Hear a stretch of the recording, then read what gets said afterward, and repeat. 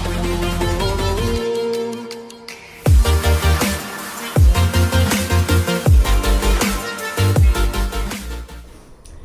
friends, let's continue with part 3 of Class 10 Civics Political Parties.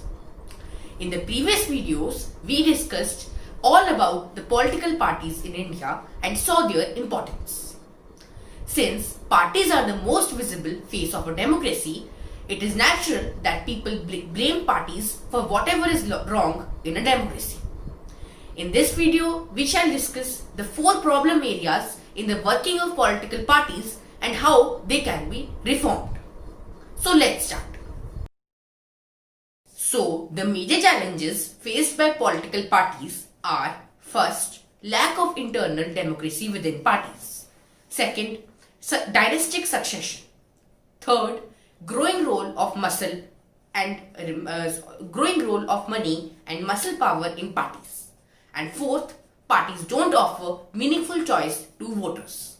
Now let's study about each one of them in detail. First, lack of internal democracy within parties. So there is a concentration of power in one or few leaders at the top of the party. Ordinary members of the party don't get sufficient information of what happens inside the party. Few leaders exercise paramount power in the party. Those who disagree with the leadership find it difficult to continue in the party. Personal loyalty to the leader becomes more important. Second, dynastic succession. So there are very few ways for an ordinary worker to rise to the top of the party. In many parties, top positions are controlled by members of a single family. This is bad for a democracy, as people who have very little experience or low popular support come to occupy positions of power, and the people who have a lot of experience and support are not able to get in the positions of power.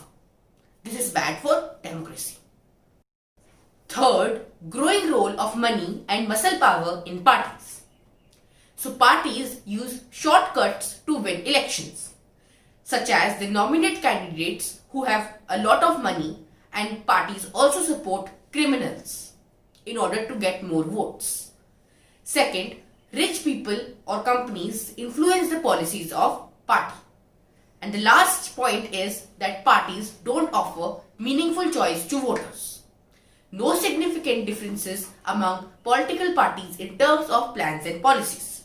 So both the parties, if we have 2 parties in a country, then both the parties have similar plans and policies. Thus, the voters don't have a lot of choice and differences between the parties. For example, the difference between the fundamentals of Labour Party and Conservative Party in Britain is very little.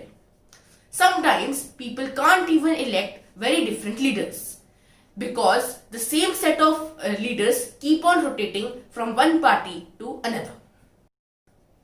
Now, after learning all about the challenges faced by political parties, let's see the steps taken to reform them. So the various efforts and suggestions are followed by the government in order to reform the parties.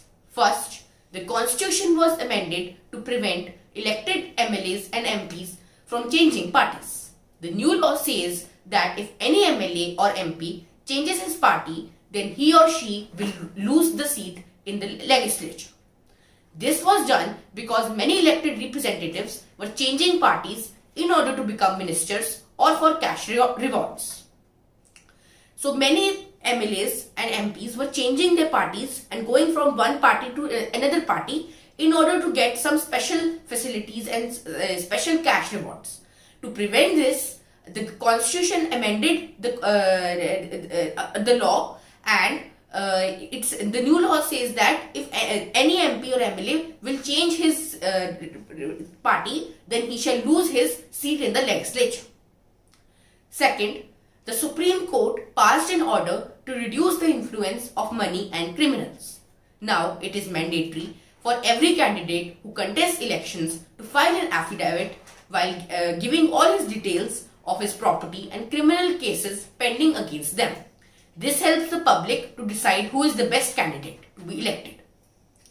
Third, the Election Commission passed an order making it necessary for political parties to hold organizational elections and file income tax returns. This helped to maintain internal democracy within the party. So, all these steps which we have read till now were those which have already been implemented by the constitution. Now, let's see few suggestions given to reform parties which have not been implemented till now. First, a law should be made to regulate internal affairs of political parties, and following things should be made compulsory. First, political parties should maintain a register of their members. Second, they should hold open elections to highest posts. And third, they should act as a judge in case of party disputes. Second, it should be mandatory for parties to reserve 1/3 tickets for women candidates. And third, there should be state funding of elections. The government should give parties some money to support their election expenses. But the problem is that these suggestions have not yet been accepted by political parties. So the solution to this problem is that there are two ways to make parties accept these suggestions. First, people can put pressure on political parties through petitions, publicity, agitations, media, etc. And second, those who want to see these changes can join the parties. It is difficult to reform politics if ordinary citizens don't take part in it. Thus, public participation is important in order to make reforms in political parties. So with this, we come to the end of this chapter. Thanks for watching. Do subscribe if you like the videos. Thank you.